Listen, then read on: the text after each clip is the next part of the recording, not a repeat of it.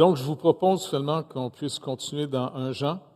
On est rendu au chapitre 2. Merci, Pasteur Pierre, d'avoir couvert les versets 1 et 2. On va les relire, mais j'aimerais qu'on puisse lire jusqu'au verset 17. Fait que ceux qui ont une Bible, vous pouvez l'ouvrir. Ceux qui ont des téléphones, ouvrez vos téléphones. Puis les autres, ça va être à l'écran. Mes petits enfants, je vous écris ces choses afin que vous ne péchiez point. Et si quelqu'un a péché, nous avons un avocat auprès du Père, Jésus-Christ le juste. Il est lui-même une victime expiatoire pour nos péchés, non seulement pour les nôtres, mais aussi pour ceux du monde entier. Si nous gardons ces commandements, par là, nous savons que nous l'avons connu. Celui qui dit « je l'ai connu » et qui ne garde pas ses commandements est un menteur, et la vérité n'est point en lui. Mais celui qui garde sa parole, l'amour de Dieu est véritablement parfait en lui. Et par là, nous savons que nous sommes en lui. Celui qui dit qu'il demeure en lui doit marcher aussi comme il a marché lui-même. Bien-aimés, ce n'est pas un commandement nouveau que je vous écris, mais un commandement ancien que vous avez eu dès le commencement. Ce commandement ancien, c'est la parole que vous avez entendue. Toutefois, c'est un commandement nouveau que je vous écris. Ce qui est vrai en lui et en vous, car les ténèbres se dissipent et la lumière véritable paraît déjà. Celui qui dit qu'il est dans la lumière et qui est son frère est encore dans les ténèbres. Celui qui aime son frère demeure dans la lumière et aucune occasion de chute n'est en lui. Mais celui qui est son frère est dans les ténèbres. Il marche dans les ténèbres. Il ne sait où il va parce que les ténèbres ont aveuglé ses yeux. Je vous écris, petits enfants, parce que vos péchés vous sont pardonnés à cause de son nom. Je vous écris, Père, parce que vous avez connu celui qui est dès le commencement. Je vous écris, jeunes gens, parce que vous avez vaincu le malin. Je vous ai écrit, petits enfants, parce que vous avez connu le Père. Je vous ai écrit, Père, parce que vous avez connu celui qui est dès le commencement.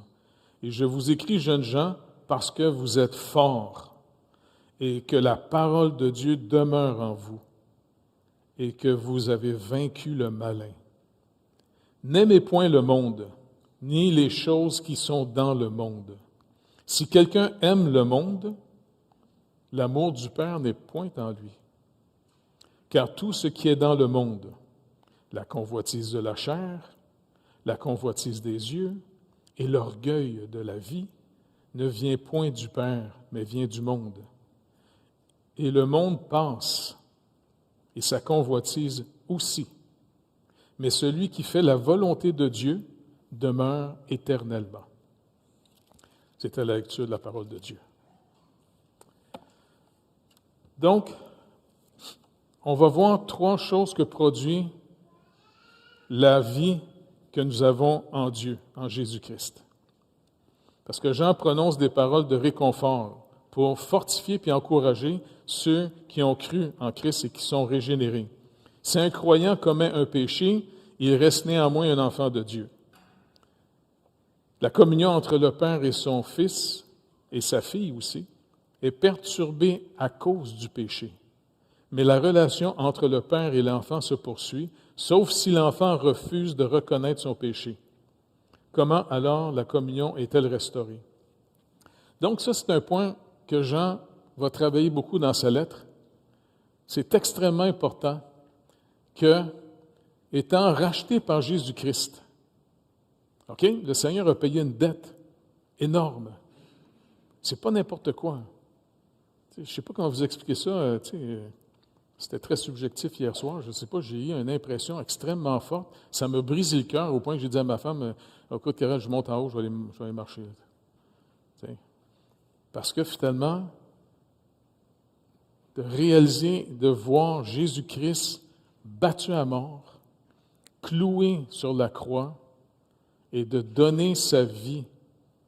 Je ne dis pas n'importe quoi. Je dis, écoute, celui qui est éternellement vivant a pris notre nature et puis il a souffert. Tiens, imaginez, je ne sais pas si ici il y en a qui ont été battus à mort, cloués sur du bois. Je ne pense pas, hein? La souffrance que le Seigneur Jésus-Christ a subie, non seulement physiquement, mais rappelez-vous, à un moment, il va vivre quelque chose, il va crier en tant qu'humain. N'oubliez pas, il a dû vivre ça en humain. Il a toujours été 100% Dieu, mais il a dû payer la dette en être humain. Quand, juste avant de mourir, il a crié quelque chose de terrible. Mon Dieu, pourquoi m'as-tu abandonné? Tu sais, il a vraiment subi quelque chose d'énorme. De quoi il nous délivre. Est-ce que vous réalisez que si on a mis notre confiance dans le Seigneur Jésus-Christ, surtout dans sa mort à la croix et sa résurrection, il nous a délivrés des ténèbres éternelles qui attendent tous ceux qui auront négligé un si grand salut. Parce que comme Pasteur Pierre nous l'a rappelé, s'il est mort pour ceux du monde entier, c'est en d'autres mots, il rappelle à Israël que ça ne se limite pas à eux, mais de toutes les nations, de tous les peuples, partout sur la planète, tous les êtres humains peuvent venir à lui. Et ça, c'est vraiment important. Mais ceux qui auront négligé un si grand salut, comme l'auteur de l'Épître nous rappelle, c'est une chose terrible de tomber dans les mains du Dieu vivant. Ceux qui ont le Fils, qui l'ont reçu, ont la vie. Mais ceux qui n'ont pas le Fils n'ont pas la vie. Donc, c'est pour ça que, continuons à prier ensemble, qu'en tant qu'Église, on puisse réfléchir la lumière de Dieu vers le monde extérieur.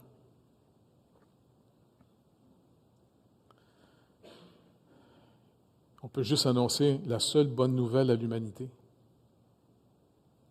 Jésus-Christ crucifié et ressuscité. Parce que vous soyez d'accord ou non, j'ai un de mes amis, souvent, quand on dîne ensemble, il dit « Moi, je ne suis pas d'accord avec la mort. » Ben, j'ai pas de problème. Tu ne sois pas d'accord, tu sois d'accord avec la mort, ça ne change rien. Elle s'en vient pareil. Et le seul qui peut te délivrer, c'est Jésus-Christ. Néglige pas un si grand salut. Mais on vit dans une époque aujourd'hui où on se moque de l'œuvre de Jésus-Christ. La secte des athées ont pris contrôle du pays. Et les gouvernements fléchissent les genoux devant eux autres. C'est pathétique. Maintenant, si Christ est mort pour nous pardonner et subir la mort à notre place, c'est pour nous réconcilier avec Dieu. Maintenant, c'est une relation qui est réconciliée. C'est pour ça qu'il nous rappelle ici, il dit, si nous gardons ses commandements, par là, nous savons que nous l'avons connu. Donc, pour Jean, la vraie nouvelle naissance produit en nous un désir de marcher dans les commandements de Dieu. Ça, c'est très important que vous soyez conscients de ce que Jean est en train de dire ici. Tu sais, je ne veux pas être fatigant, là, mais combien de fois au travers de toute l'histoire de l'humanité, il y a eu des faux croyants dans toutes sortes d'églises. Tu sais, quand des gens qui se déclaraient croyants et qui ont massacré finalement des chrétiens parce qu'ils amenaient une réforme, par exemple, qui ont brûlé des croyants sur la place publique, même des fois pour les faire renier finalement de retourner aux Écritures, l'institution qui se disait chrétienne, il y avait une forme de supplice. Je ne sais pas si tu en as parlé dans l'histoire de l'Église. Non, je me suis promené en France à plusieurs places, puis il y avait des ponts dans certains villages. Pour vraiment faire craquer les parents, on prenait leurs enfants, on les mettait dans un filet, puis on disait « renie ce que tu dis ici ». Et de revenir à genoux dans l'institution humaine qui se disait chrétienne, qui ne l'était pas pantoute. Puis si tu le dis pas, tu es responsable de la mort de ton enfant. Il descendait l'enfant dans le filet, dans l'eau pour le noyer devant ses parents. Je vous dis, faites attention à la superstition. Faites attention aux hypocrites. Ce que Jean nous dit, faites attention aux menteurs. Très important. Donc, il dit, celui qui garde ses commandements, par là, c'est le moyen que tu sais que tu l'as vraiment connu. Mais celui qui dit, je l'ai connu, et qui ne garde pas ses commandements, est un menteur. Et la vérité n'est point en lui. Ici, la vérité, c'est encore synonyme de Jésus-Christ. Jésus n'a pas juste dit « je dis la vérité ». Il a dit « je suis la vérité ». Je suis la vie. Et la vie, comme Jean nous le rappelle dans son évangile, la vie véritable dans le jardin avant la chute était la lumière de l'humanité. On marchait dans sa lumière à cause de sa vie. Et c'est là que si on a vraiment la vie, on marche dans ses commandements. Et comme il va le dire un peu plus loin, c'est pas pénible pour un enfant de Dieu de ne pas faire le mal. C'est vraiment important pour nous autres de réaliser ça. Celui qui dit qu'il demeure en lui doit marcher comme il a marché lui-même. Et ici, il parle de Jésus. Le Seigneur Jésus s'est fait humain. Vous vous rappelez, l'apôtre Paul a déjà dit « Soyez mes imitateurs comme je le suis moi-même de Christ ». Donc, l'apôtre Paul lui-même a appris à marcher avec le Seigneur. Et ça veut dire comment j'abandonne ma confiance dans mes richesses personnelles pour de plus en plus me confier dans le Seigneur. Comment on marche avec le Seigneur? Comment on dépend de lui? Comment on lui fait connaître tous nos besoins? Et c'est comme ça, finalement, que Paul est devenu un exemple incroyable. N'oubliez pas, c'est un homme très capable, l'apôtre Paul, avant sa conversion. Tu sais, pour être pharisien, là, à l'époque, là, il fallait que tu aies de la discipline, que tu aies une force morale absolument incroyable, que tu sois quelqu'un, tu sais, de très fort moralement.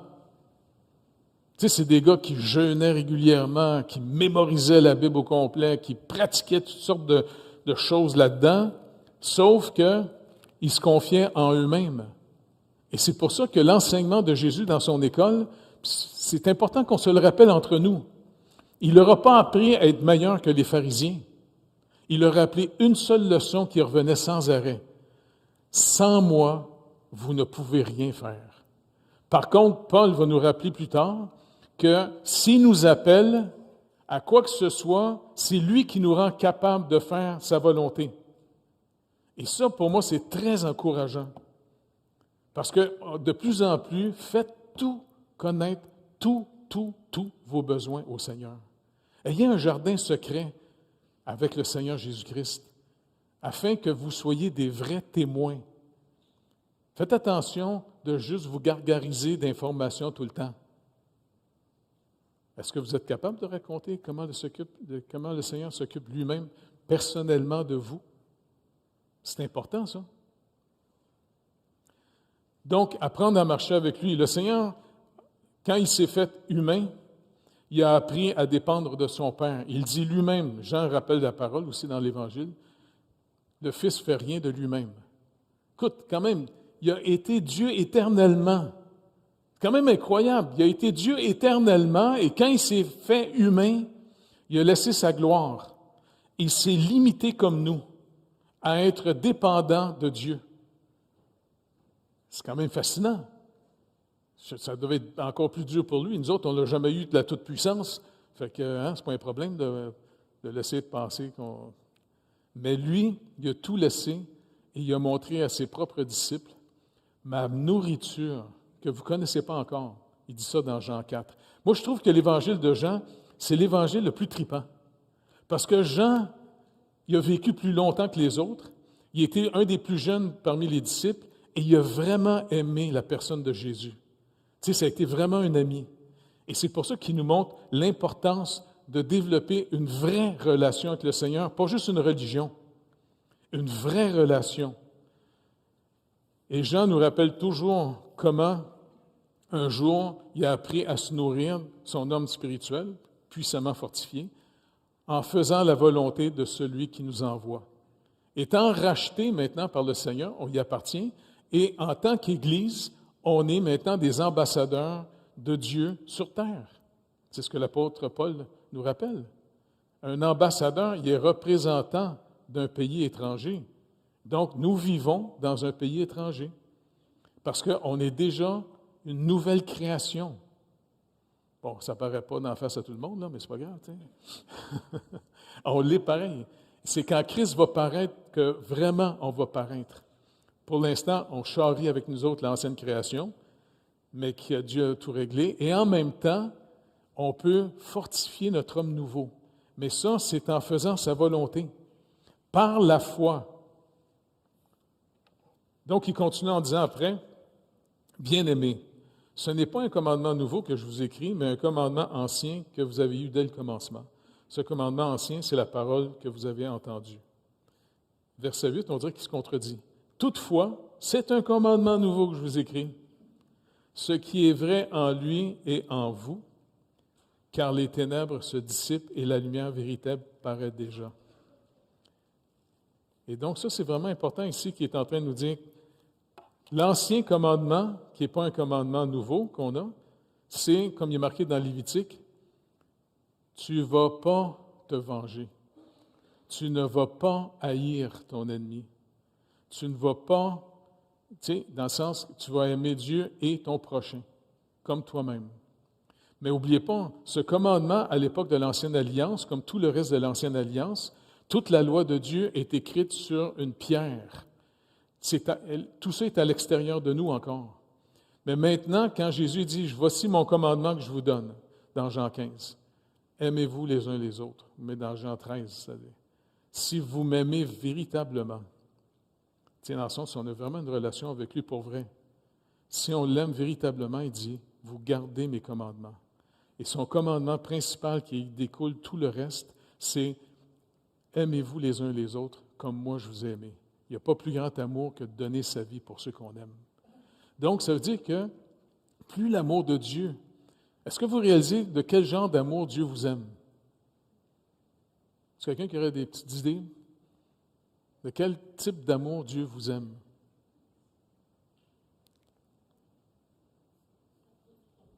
Comment? C'est sûr qu'il a payé et a sacrifié, mais Dieu nous aime en ce moment.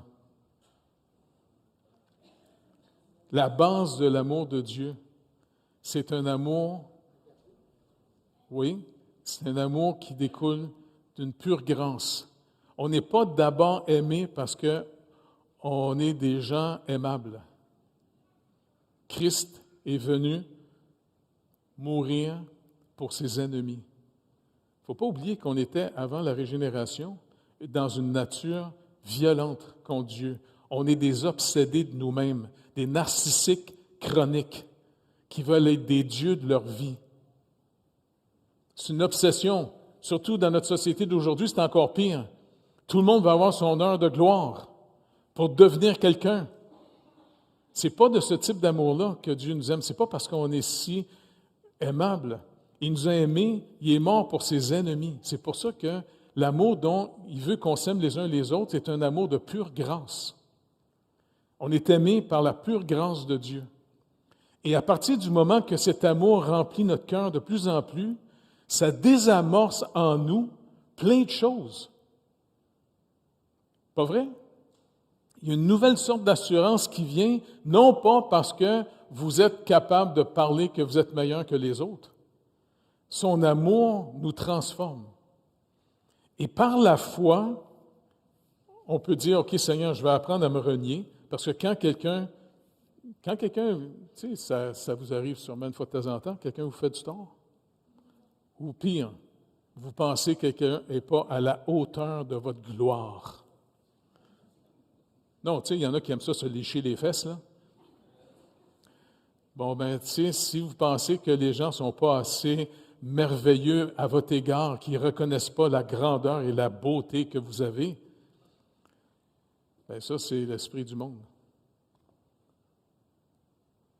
Quand on est brisé, le Seigneur va permettre régulièrement, c'est ça qui est intéressant. Moi, ce qui me rassure le plus dans ma marche avec le Seigneur, c'est que le Seigneur est souverain. OK? Il est souverain.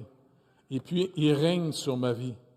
En d'autres mots, il n'y a rien qui peut m'arriver que le Seigneur n'ait pas permis.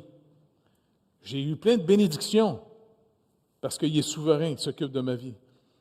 Mais il a permis aussi que j'ai eu des claques à la gueule régulièrement. Et puis quand ça arrive, là, devinez qu'est-ce que ça nous tente de faire. Pardon? Oui, ou d'imposer les mains. Oui. Et puis, je ne sais pas pourquoi le Seigneur a permis à plusieurs reprises que ça m'arrive. T'sais? Sûrement parce que je suis méchant, parce qu'il y a bien du monde qui aime ça me rappeler que je suis méchant. OK, je suis méchant. Je vais essayer d'être le plus gentil possible, là, mais je suis méchant. Ça fait qu'il ramasse, puis à un moment donné, il t'attaque. Et puis dans ce temps-là, le Seigneur m'a appris une leçon, je me rappelle, il y a bien des années, il y a un gars, à un moment donné, il me voit sur la rue, c'était vraiment bizarre. Un gars qu'on avait même hébergé. T'sais? Et puis, il voulait devenir quelqu'un. Fait que, j'essaie de le calmer en disant, calme-toi, là, Puis là, à un moment donné, il dit, non, c'est moi qui vais être le chef, Tu vas être le chef. Chef des Bécosses. Écoute bien, chum. Oublie ça, Et puis, à un moment donné, il me voit sur la rue, à Cartierville. Même, il y a Madame Morin était là aussi, Madame, voyons. Et puis, il me voit, il se met à crier contre moi. Je t'haïs! Ah, si j'étais pas chrétien, je t'arracherais la tête! Une chance que t'es chrétien. Un malade mental, le gars. Il criait contre moi, il criait comme un fou sur la rue. Puis je voyais les gens dans la caisse populaire, de l'autre bord de la vitre, moi j'étais dehors, les gens regardaient dehors, ça demandait, Et je me dis, Seigneur, moi, je n'ai jamais voulu devenir pasteur. Tu m'as appelé. Quand j'étais à l'Hydro, j'avais une paye sûre. Mon oncle, en plus, s'occupait bien de moi là-bas. Puis quand tu m'as appelé, tu m'as fait tout lâcher. Puis pourquoi tu permets que des têtes à claques de même viennent régulièrement? Et puis, à un moment donné, je lis les Écritures, bénissez ceux qui vous persécutent.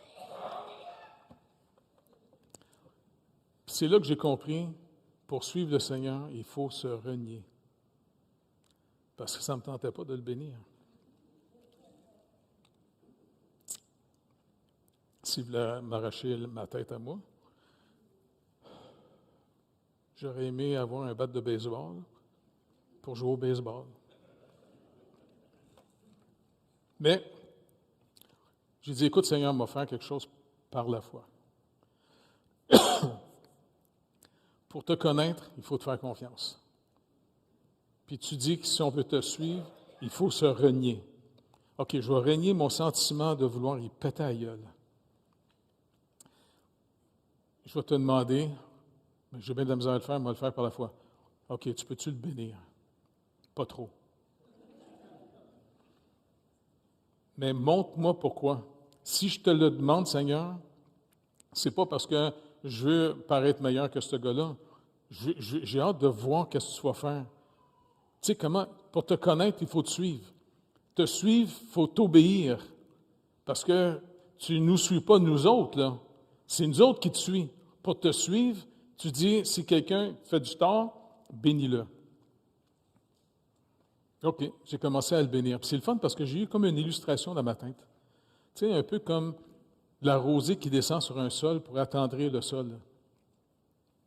Tu sais, c'est comme si la bénédiction détend les relations humaines quand Dieu intervient dans notre vie. Et puis, ça a été une pratique, puis ça a marché. Parce que le Seigneur, il s'occupe vraiment de nous, même s'il permet que des gens nous font du tort. Combien de fois des gens ont parlé contre toi, Normand, puis tu étais une source de bénédiction incroyable pour la mission. Hein? Je suis obligé des fois de mettre entre toi et tes ennemis. Mais ce que j'ai vraiment aimé de ta marche, tu as fait confiance au Seigneur parce que tu aurais pu tout domper là. Tu donnais finalement ton temps, ton argent, tes vacances pour venir régulièrement. Et puis, tu as vécu ça au milieu de critiques, de gens contre toi, tu t'en rappelles? Bien, ça, c'est le marché avec le Seigneur. Tu as plus aimé le Seigneur que tu as haï tes ennemis. Ça, c'est marcher avec le Seigneur. Et ça ne sera jamais oublié. Et c'est pour ça que le Seigneur dit, si on dit qu'on marche avec lui, il faut marcher comme lui a marché. Le Seigneur a été continuellement persécuté. Les pharisiens, les religieux de son époque ont tout fait pour détruire sa réputation. Ils ont tout fait pour l'arrêter. Ils ont même voulu le tuer à plusieurs reprises. À la fin, ils l'ont crucifié. Mais il dit, suivez-moi. Donc, c'est vraiment important. Moi, je pense que non seulement le Seigneur, d'abord, quand il nous rachète, il prend nos péchés et il est mort de nos péchés. OK? Donc, on en est totalement délivré. Et deuxièmement, il établit dans nos cœurs par imputation sa justice à lui.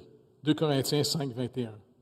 Mais, attention, ça, c'est la base sur laquelle on va commencer à marcher avec le Seigneur. Ça marche? C'est la base. C'est le voile déchiré.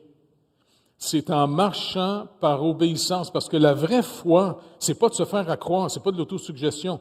La véritable foi, comme Paul le dit, c'est l'obéissance de la foi. Si tu as confiance dans quelqu'un qui dit quelque chose, tu vas faire ce qu'il te dit. À plus forte raison avec le Seigneur. Tu sais? Et puis c'est pour ça que, puis même dans sa bonté, le Seigneur, avec le temps, régulièrement avant les épreuves d'Église, tu sais, parce qu'on a eu à plusieurs époques, là.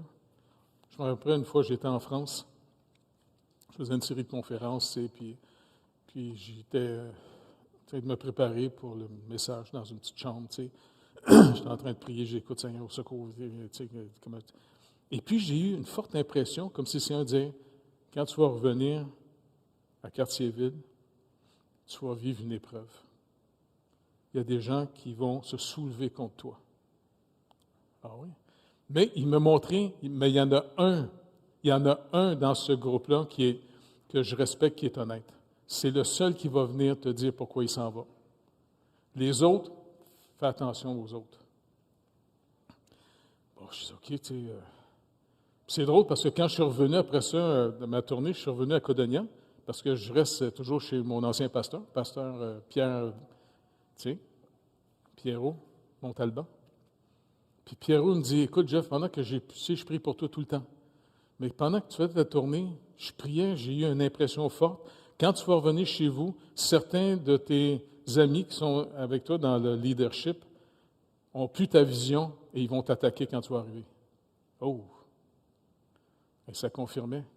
Et justement, quand je suis arrivé, il y a eu une crise. Et il y en a juste un qui est venu me voir dans mon bureau et dit, écoute, j'aime mieux m'en aller parce que j'espère que ça va sauver mon mariage. Bon, je dis, OK. Mais les autres, là, ils m'ont envoyé des lettres. En tout cas, on a bien aimé le temps que tu nous as enseigné, blablabla. Bla, bla, tu sais. Puis en même temps, on dit, bon, on s'en va ailleurs, je ne veux plus rien savoir de toi. OK. Mais ça m'encourage de voir que le Seigneur, il te prépare de plus en plus. Donc, le but de l'Église, c'est qu'on connaisse le Seigneur pour vrai. Puis le seul moyen de le connaître pour vrai, c'est un peu à chaque épreuve. N'oubliez pas, il n'y a rien qui va nous arriver dans notre vie que le Seigneur n'ait pas permis. Il est souverain. Et quand il permet, ben c'est une occasion de consulter sa parole. OK, qu'est-ce que tu attends de moi maintenant dans cette épreuve? Et donc, le but, là, c'est que toute notre Église, vous connaissez le Seigneur. C'est comme ça que vous allez affirmer et développer votre vie spirituelle. Faites attention de juste être religieux puis de vous faire accroire des histoires. Est-ce que vous connaissez vraiment le Seigneur? Est-ce que vous êtes capable d'en parler comme un témoin véritablement de lui? C'est très important, ça. Il continue après ça en disant, toutefois, c'est un commandement nouveau. Pourquoi? Parce qu'avant, c'était en dehors de nous. il y a l'auteur de l'Épître aux Hébreux qui nous rappelle cette même vérité. Maintenant, si vous êtes nés de nouveau, la loi n'est plus à l'extérieur. Le Saint-Esprit va écrire la loi de Dieu dans notre cœur. Donc, ça veut dire, dans notre propre esprit, il va écrire ce qui attend de nous. La loi n'est plus à l'extérieur de nous. Elle va être écrite en nous. Et ça, c'est important. Plus on va marcher avec le Seigneur, plus cette réalité va prendre une véritable... Et ça, écoutez, ça, c'est ce qui produit de plus en plus une véritable confiance dans le Seigneur. Et la confiance dans le Seigneur, un Dieu souverain, eh bien, ça produit aussi la paix. La véritable paix que Dieu veut nous donner dans un monde très instable, on ne sait pas ce qui s'en vient. Bien, c'est qu'en marchant avec lui. Et marcher avec lui, c'est toujours par la foi, l'obéissance de la foi. Et c'est comme ça qu'on va le connaître. Et plus on va le connaître, plus notre paix va grandir en nous. Plus même notre joie va grandir en nous. Écoutez, on s'en va tous vers, tu sais, vous connaissez l'expression, le chemin de toute la terre.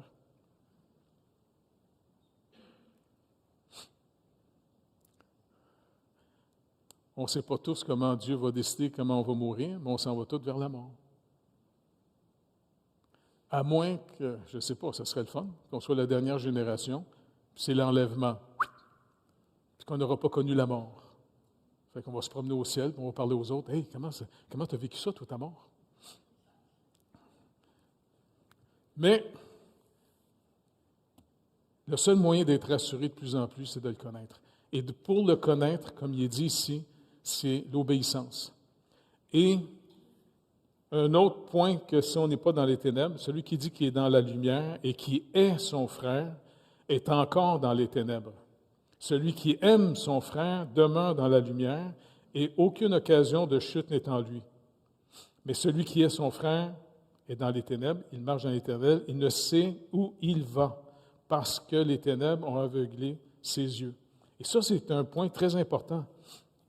L'amour qu'on a les uns pour les autres, il est basé d'abord, d'après vous, sur qu'est-ce qui nourrit notre amour fraternel, notre communion fraternelle d'après vous? Quelle est la base qu'on s'aime les uns les autres? Et que ça va grandir. Oui, Jésus-Christ. Comment? Ça, c'est le développement. Si jamais vous avez la chance d'écouter les 2 messages de Normand dans le cours de mission, ça vaut vraiment la peine. C'est vraiment bon ce que tu as raconté là. Non, c'est vrai, c'était super bon. Parce que, tu sais, moi plutôt, on est devenus des grands amis. On s'est connus à l'Hydro, hein, tu te rappelles? Mais après ça, on s'est perdu de vue parce que je t'ai référé à une église à Saint-Eustache. Quelques années plus tard, vous êtes revenus. Pas vrai? Mais c'est parce que finalement, on a essayé de discerner les œuvres que Dieu avait préparées, puis on y allait ensemble. Vous êtes venus dans un premier temps, vous vous rappelez quand on allait à la chute? Pas à la chute, c'est-à-dire à la tuque. Puis on faisait du porte-à-porte avec les... Puis on montait ensemble, puis on redescendait, puis on priait pour que... Puis un jour, je t'ai demandé, viens donc en Haïti, Puis tu disais, non, regarde, je suis tout cassé, moi, là. Puis je dis, non, mais viens, c'est pas grave, je te demande pas de faire quelque chose. On va être ensemble. Et le Seigneur a développé une vie ensemble. On a connu tous les deux ensemble, tous les trois, même avec Carole. Pas vrai? On a connu le Seigneur d'une manière absolument incroyable. Pas vrai? Tu sais, on a plein d'histoires à raconter sur ce qui nous est arrivé en Haïti. Et ça a fait que, je ne sais pas comment vous dire, on se connaît différemment après. On se connaît comme étant, hey, c'est mon frère, c'est ma sœur. Dieu est vraiment notre Père. Il s'est occupé de nous autres. Et on est des frères et sœurs. C'est pour ça que de plus en plus, ce qui se passe ici, ça arrive nord puis à Laval, on est en train de toutes les églises, là, plutôt que des petites business qui cherchent toujours à parler les unes contre les autres pour aller chercher le monde, là, on est tous en train de devenir des amis ensemble. On fait ça 2-3 fois par année, tous les pasteurs de la région, hein? La prochaine fois, ça va être ici. On s'invite, on déjeune ensemble, et puis on parle, on s'encourage, on prie les uns pour les autres. Ça fait toute la différence. Je vous dis, c'est vraiment béni. Et c'est comme ça qu'on découvre la famille. C'est fascinant. Le Seigneur nous aime, recevez cet amour. Privez-vous pas de l'amour de Dieu. Et si vous êtes dans le doute, demandez-y qui vous le confirme. En passant, il n'est pas traduit en français, mais c'est un bon livre. Martin Lloyd-Jones, c'était un médecin, lui. Et puis, il s'est converti, puis il a étudié, et puis à un moment donné, il est devenu pasteur. Puis je pense qu'il était un des pasteurs à l'église Westminster. Tiens, même la reine, des fois, allait l'écouter. Martin Lloyd-Jones. Il a écrit un livre vraiment bon. Il y en a plusieurs bons livres, mais il y en a un qui m'a vraiment béni. Je pense que c'est ça, Unspeakable Joy. La joie inexplicable. Il dit, faites attention de juste lire que Dieu vous aime dans la Bible. Tu sais, oui, c'est vrai qu'il s'est écrit qu'il nous aime, mais est-ce que vous avez vraiment connu son amour? Est-ce que vous avez vécu son amour? Il dit, tu sais, puis il parle de tout son livre en disant, ayez pas peur de demander au Seigneur, continue à me montrer, apprivoise-moi, montre-moi que tu m'aimes. Tu m'aimes pas parce que je suis bon, tu m'aimes parce que tu es bon. Et si tu m'aimes, tu vas me transformer à ton image. Et c'est comme ça qu'on est transformé. C'est pas un programme de moralisme pharisien. Plus on est aimé, bien plus on retrouve l'image qu'on a perdue, car on a été créé à son image. Et c'est ça que Paul dit, que la sanctification nous transforme de plus en plus à l'image de Christ, à l'image de son Fils. Plus on va connaître le Seigneur, plus on retrouve la véritable image. Et après ça, savez-vous quoi? Vous allez tout organiser votre vie en fonction de la connaissance que vous avez de Dieu. Pas juste de l'information que vous avez de Dieu, de la connaissance. Jésus le dit, la vie éternelle, c'est qu'ils te connaissent. Toi, le seul vrai Dieu vivant. Connaître dans la Bible, là, c'est un mot plus riche que juste information. Connaître, c'est d'avoir expérimenté, d'avoir marché avec quelqu'un. Connaissez la première fois que vous lisez dans votre Bible? Il y a un monsieur qui a connu sa femme. Adam a connu Ève. Qu'est-ce que ça a donné? Un bébé. Donc, il n'a pas juste été s'informer à son sujet. Connaître, c'est expérimenter, vivre quelque chose avec quelqu'un. Et l'amour de Dieu, c'est qu'on le connaisse, qu'on l'expérimente. Et plus on l'expérimente, plus on sort de ce monde de ténèbres qui dit « Non, non, tout est mécanique, tout est juste naturel, on est juste des animaux. » Le Seigneur dit « Non, vous êtes mes enfants. » Et c'est pour ça que de plus en plus qu'on découvre ça, quand on rencontre des chrétiens, on rencontre un frère et une sœur. C'est de la famille. Je te le dis, c'est des expériences quand on part en mission dans d'autres pays, au-delà de cultures totalement différentes. Je ne sais pas si vous avez déjà fait cette expérience-là. Tu rencontres un chrétien, tu parles avec lui. Je ne sais pas, moi, après 2, 3, 10 minutes, on dirait qu'on se connaît depuis 50 ans. Je ne sais pas comment, c'est une expérience subjective bien bizarre. Tu sais, hey, c'est bizarre cette affaire-là, non? Mon frère Cujo, c'est incroyable comment finalement on a communié, puis, tu sais, Monsieur Joseph, de famille. Hein? On a vécu des choses en Haïti de manière incroyable. C'est là qu'on s'est connus le plus. Tu disais souvent à Normand, « Ah, Normand, t'as péché. » Tu te rappelles? Quand il sortait de cash, devant toi. On a vécu des choses, et la communion fraternelle dans l'Église, même quand on se retrouve toute la gang au Saguenay, là, il y en a des Îles-de-la-Madeleine qui vont venir, de la Gaspésie, de partout. Bien, ceux qui sont le plus contents de se rencontrer, c'est tous ceux qu'on a vécu ensemble, des voyages, des missions. Je veux dire, c'est comme ça. Mais si vous restez toujours tout seul, puis dangereusement, si vous venez juste le dimanche à l'église, puis après ça, le restant de la semaine, chez vous, c'est devenu une messe. Un gros messe. Mais en réalité, si on découvre les œuvres de Dieu, et puis qu'on travaille ensemble dans les œuvres que Dieu prépare d'avance, c'est comme ça que notre communion fraternelle, comme Pierre en parle, va augmenter de plus en plus de manière très sincère. Et on va découvrir aussi comment on peut aider notre frère et sœur.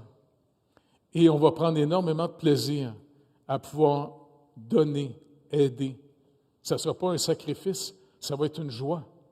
Parce que le Seigneur lui-même pourvoit incroyablement à nos besoins.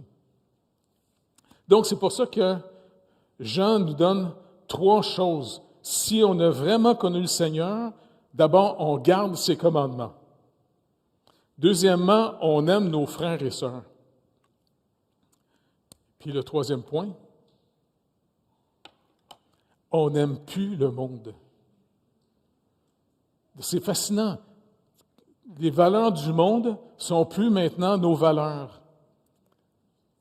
Les valeurs du monde, c'est, comme il est décrit ici, il dit tout ce qui est dans le monde, la convoitise de la chair. D'après vous, qu'est-ce que l'apôtre veut dire par la convoitise de la chair?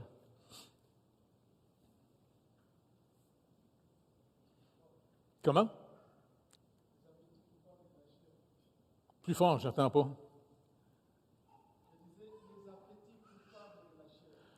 Oui? Quel genre? L'impudicité. D'abord, l'impudicité, c'est quelque chose qu'un enfant de Dieu ne désire plus, contrairement à quelqu'un du monde qui prend plaisir, je ne sais pas moi, à tromper son mari ou sa femme. Allez voir ailleurs. Deuxièmement, de ne pas convoiter finalement du pouvoir. Parce qu'on marche avec Dieu. On n'est pas Dieu. On marche derrière Dieu. On veut connaître sa volonté plutôt que de s'imposer. Et puis en même temps, l'orgueil, les convoitises des yeux. Tu sais, on ne cherche plus à devenir quelqu'un. Au contraire, on prend plaisir d'être en dessous des radars. Pas vrai?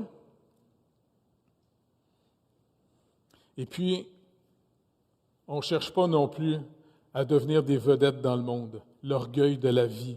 Comme si l'orgueil de la vie, c'est des gens qui aiment tellement parler de comment ils sont bons et ils aiment parler comment les autres ne sont pas bons.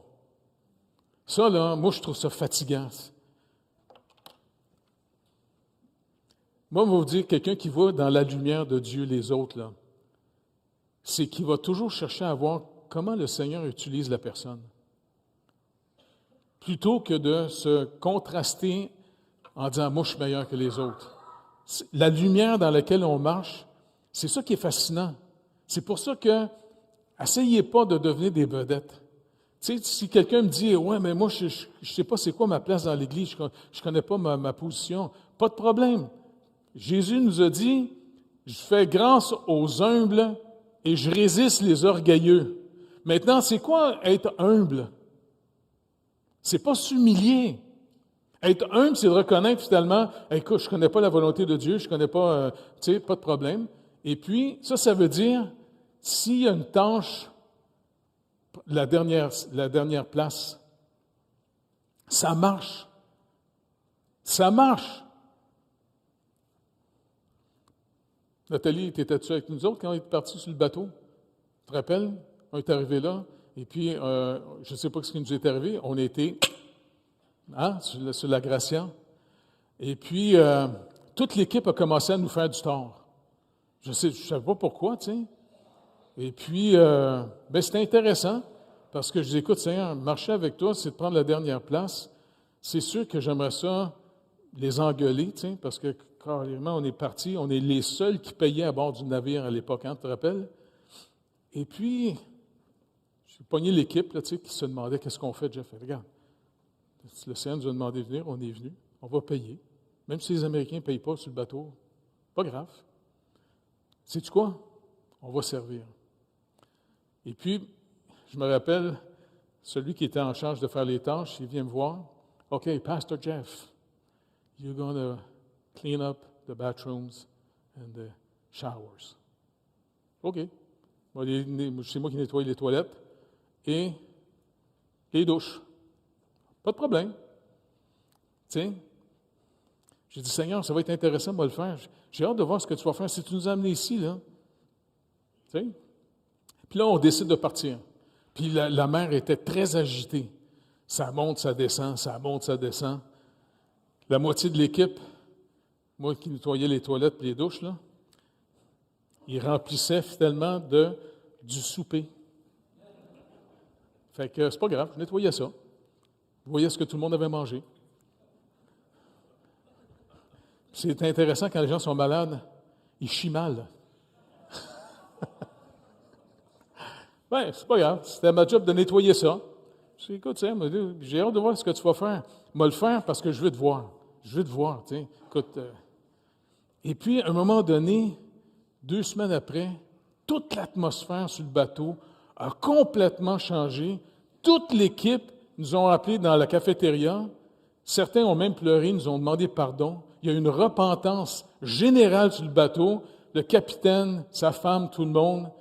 Écoute, ça a complètement changé l'atmosphère du bateau et on est devenus tellement amis, toute la gang ensemble. C'était incroyable. Même une fois, le bateau a pogné en feu. Puis là, on monte, tu sais, le capitaine paniquait bien raide, il dit « OK, amène toute l'équipe sur le deck en haut. » OK. Hey, je dis, les gars, intéressant. Gars, ou bien le Seigneur nous sauve, on va arriver en Haïti, ou bien, à soir, on saute au ciel. T'sais? Puis les Américains venaient nous voir. « Hey, Canadiens, on peut-tu avoir vos passeports? Parce qu'on dérive vers Cuba. » C'est le fun des catastrophes de même. On tripe au bout, là, tu sais. Puis le Seigneur nous a sauvés. Il s'est arrangé, parce que n'oubliez pas une chambre de mettre dans un bateau où est-ce qu'il y a beaucoup d'huile puis du diesel, quand ça flambe, là. Bien, le Seigneur s'est arrangé pour nous délivrer complètement. Et après, je vous le dis, l'atmosphère, là, on est devenus des frères et sœurs. C'était incroyable, la communion fraternelle qu'on a eue ensemble pendant 1 mois ou 2 mois de temps après ça. La vraie communion fraternelle est produite par le Saint-Esprit. Ce n'est pas quelque chose de naturel. On suit le Seigneur.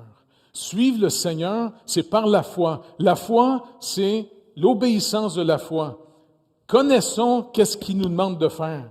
Et après ça, on va le faire par la foi. Et quand vous le faites, faites-le pas pour être meilleur qu'un autre. Faites-le pour dire que je le fais, Seigneur, parce que je veux te connaître. OK?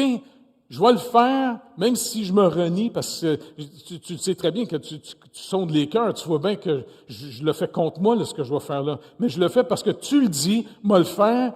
Je veux te connaître. C'est le seul moyen que votre homme intérieur va de plus en plus se renouveler, prendre de la force, prendre de la joie, de plus en plus. Et je vous le dis, ceux qui annoncent l'Évangile, c'est ceux qui l'ont connu. Parce que plus tu vas le connaître, plus tu découvres que la seule espérance pour l'humanité, c'est Jésus-Christ. Et c'est pas une religion pour... Si tu marches avec le Seigneur, c'est Jésus-Christ qui devient ton grand frère. Il s'occupe vraiment de nous autres. Et puis Dieu devient notre Père. Est-ce que vous réalisez que Jésus nous a appris, quand vous priez, dites « Notre Père qui êtes aux cieux ». Le Père de Jésus, par l'œuvre de Jésus-Christ, il est devenu notre Père. Puis on est des frères et sœurs. Puis bientôt, on va être dans l'éternité. Regarde, si je dis, dans 100 ans, là, il n'y a plus personne ici. Hein? Même pas Maïva. Tu vas avoir 115 ans dans 100 ans. Donc, dans 100 ans, on est tous dans l'éternité. On va les rejoindre, nos frères et sœurs. C'est trippant vieillir. Les gens du monde capotent bien raide, ils se mettent de la crème d'en face pour avoir de l'air jeune. Mais finalement, nous autres, plus on avance vers la fin, rappelez-vous ce que Paul dit, la mort est un gain. Mais pour une personne pas sauvée, c'est pas un gain pantoute. C'est catastrophiste. Les gens capotent bien raide de savoir que la mort s'en vient. Mais nous autres, c'est notre Père qui s'en vient nous chercher.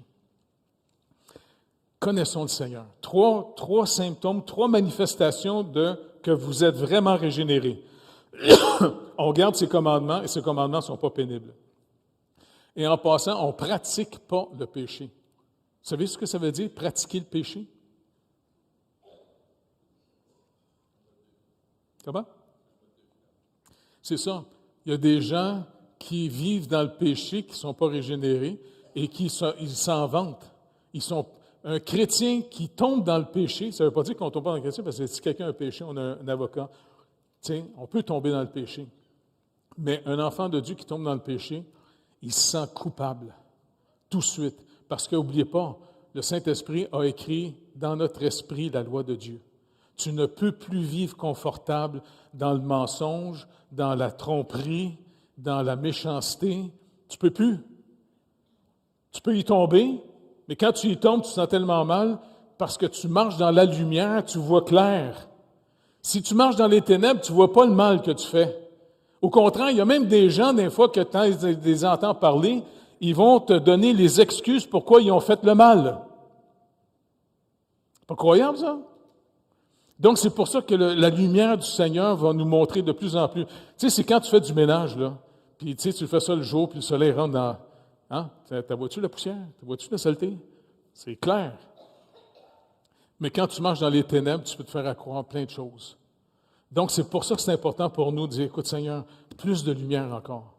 Un peu comme vous avez fait chanter. On a chanté le soleil du Seigneur, là, tu sais. Hein? Je me dis, hey, wow, ça confirme le message. Donc, que le Seigneur puisse augmenter de plus en plus sa lumière dans nos vies et qu'on puisse marcher dans sa lumière, dans sa justice, dans son amour, dans sa paix, pour le connaître de plus en plus. Et n'oubliez pas, rien ne va nous arriver que Dieu ait permis. Capotez pas quand quelque chose de pas le fun arrive. Ça va être une occasion de connaître le Seigneur. C'est le fun, ça. Hein? On s'est fait décœurer régulièrement pour connaître le Seigneur, nous autres, hein? Puis le Seigneur nous a défendus à tous les fois. Puis il a confirmé encore plus. Il a donné. Hein? Ah, c'est trop beau. Tu sais, quand tu m'avais dit, hey, j'ai prié, puis j'ai vraiment l'impression que le Seigneur va me montrer qu'il va nous amener 2 chirurgiens l'année prochaine. Tu te rappelles de ton histoire? La madame là, qui avait perdu la petite pièce, là. Hey, avais-tu capoté? Quand elle t'a vu revenir avec une pièce? Puis même les filles qui travaillaient pour le dentiste, qui n'étaient pas nécessairement croyantes à l'époque, un moment donné, ils nous ont emmené quelqu'un de même malade, puis on ne pouvait pas le soigner. Fait qu'on avait prié, tu te rappelles? On a prié pour le malade, et bing! Le gars était guéri sur le champ. Même nous, on était surpris. Wow! Tiens, va voir le docteur Gaétan, pas sûr, il va dire. Gaétan leur dit, non, il n'y a plus de fièvre, il est tout correct, tu sais. Et puis, tu te rappelles, Nathalie a été chercher tous les malades du village. Hey, j'en ai trouvé un autre. On a prié pour tout le monde, puis cette fois-là, c'est incroyable le nombre de guérisons qu'il y a eu. C'est comme si le Seigneur montrait, faites-leur confiance. Je leur ai donné le message. C'est pour ça qu'on prêchait la grâce, l'œuvre accomplie dans le village. Beaucoup sont venus au Seigneur, puis même le sorcier du village est devenu un bon ami. Moi, je l'aime bien, j'ai hâte de le revoir. En plus, c'est drôle parce que son nom, c'est Dieu seul. C'est drôle parce que les premières fois, quand les équipes arrivaient, j'ai fait 12 ans pas. Pour l'eau, parce qu'il y avait juste des pompes, là, tu sais. Et puis, j'ai fait 12 ans pas. Dieu seul va pourvoir. Parce qu'on avait engagé Dieu seul et ses fils. Et puis, il amenait l'eau. Fait que quand les gens, tu sais. Non, je vous le dis, c'est trippant de marcher avec le Seigneur. Prenez toutes les occasions pour, OK, qu'est-ce que tu attends de moi dans cette épreuve que tu as permis? Pour que je te connaisse. Parce que si je dois parler de toi, si je dois témoigner de toi, je dois être un témoin, pas un perroquet d'informations seulement. Je veux parler de quelqu'un que j'ai connu. Et c'est pour ça que c'est important, le Seigneur, là. Moi, je suis sûr. C'est quoi la volonté de Dieu pour nous, qu'il a dit aux Thessaloniciens, Paul? C'est notre sanctification. Dieu, si on veut l'aimer et l'honorer en retour qu'il nous aime, débarrassons-nous du mal qu'on fait. Débarrassons-nous des moments d'incrédulité, de la calomnie qu'on peut faire contre les autres personnes, pour apprendre à marcher avec lui. Parce que moi, je suis sûr qu'on peut bénir Dieu en se sanctifiant, en marchant avec lui, puis en abandonnant le mal qu'on pourrait faire. C'est dans le petit booklet que je t'ai envoyé, hein? La petite madame a été dans un grand réveil, en plus, cette madame-là. En tout cas, je veux juste vous encourager. Et bientôt, on a parlé justement avec monsieur, madame, on va faire de l'évangélisation, des déjeuners de l'espoir, puis peut-être même des soupers de l'espoir le vendredi soir, c'est bon, tiens. On va rayonner dans le quartier parce qu'écoutez, il ne faut pas être une église comme un petit club privé. Tu sais, on doit vraiment voir à ce que tout le monde dans la région ait entendu au moins l'Évangile. S'ils veulent le rejeter, cet Évangile-là, ça ne regarde pas. Tu sais, c'est un acte, finalement, ils le feront pas. Mais nous, l'Église, le Seigneur dit, semez abondamment. Rappelez-vous, beaucoup d'appelés. S'il y a peu d'élus, c'est pas nous autres. Nous, on est responsables de déclarer, annoncer la bonne nouvelle. C'est la seule bonne nouvelle pour l'humanité. En dehors de Jésus-Christ, tout le monde s'en va dans une nuit éternelle. OK, je vais arrêter de vous fatiguer. Fait que Seigneur, c'est toi qui ouvres les yeux des aveugles. Quand tu l'as fait, Seigneur, c'était pour montrer que dans notre nature non régénérée, T'avais beau être là, tu étais la lumière du monde, ben tu es venu dans les ténèbres parce qu'ils ne t'ont pas reconnu. T'avais beau parler, c'est pour ça que tu guérissais des sourds. Car dans notre nature déchue, on est sourd à ta parole. Et Seigneur Dieu, on est mort à ton appel. Mais par contre, Seigneur Jésus, quand tu as ressuscité Lazare, tu nous as montré une chose. Tu appelles les morts à la vie. Seigneur, qu'on puisse se tourner vers toi parce que c'est toi qui donnes la vie.